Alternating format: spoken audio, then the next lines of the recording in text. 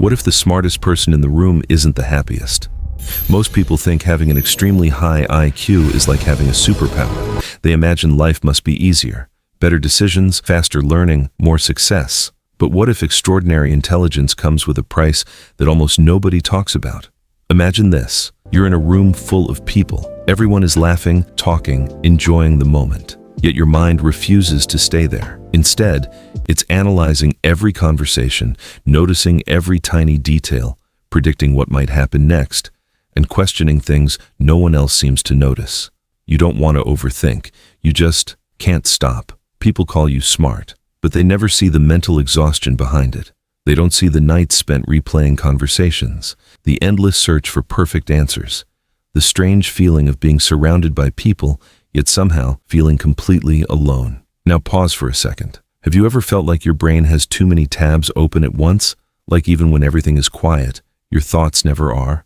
If that sounds familiar, keep watching. Because today, we're exploring the psychology of people with extremely high IQ, not to tell you who is or isn't a genius, but to understand why exceptional intelligence can sometimes feel more like a burden than a gift. We'll uncover why highly intelligent minds often overthink simple decisions, why they can struggle to connect with others, why perfectionism quietly follows them, and why some of the brightest people in the world still wrestle with loneliness and self-doubt.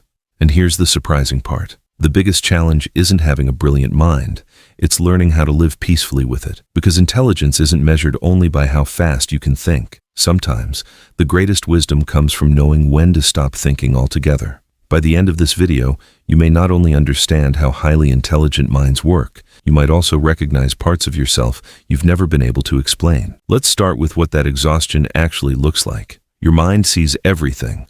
Micro-expressions, tone shifts, the thing they didn't say. It won't stop asking why, what if, how does this connect? Feels like a superpower. It's also a trap. Trap 1. Your mind never sleeps. Bone tired. And you're replaying a conversation from Tuesday. Everyone else forgot it. You're still building a case file. Trap 2. Perfectionism eats you alive. You finish a project, people clap, you only see the 3% that's wrong. Excellence quietly becomes self-punishment. Trap 3. Confidence doesn't come with the package. The more you know, the more you see what you don't. Push too far, and it becomes doubting yourself in rooms where everyone already trusts you. Trap 4. Loneliness. Even in a crowd, you share an idea, watch their eyes glaze over, simplify it, simplify again. Eventually, you stop talking. But here's where everything shifts. Intelligence doesn't decide how your life feels. It decides how deeply you experience it, and that can go two ways. Some of the happiest sharp minds aren't the ones who think the most. They're the ones who understand their own thinking. They notice the loops. They let a thought pass instead of chasing it forever. Nothing about your mind is broken. It's just powerful, and power needs direction. You don't need to think less. You need to think differently.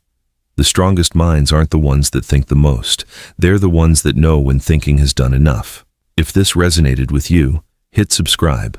I break down the psychology of the mind like this every week, and I'd love to have you along for it. See you in the next one.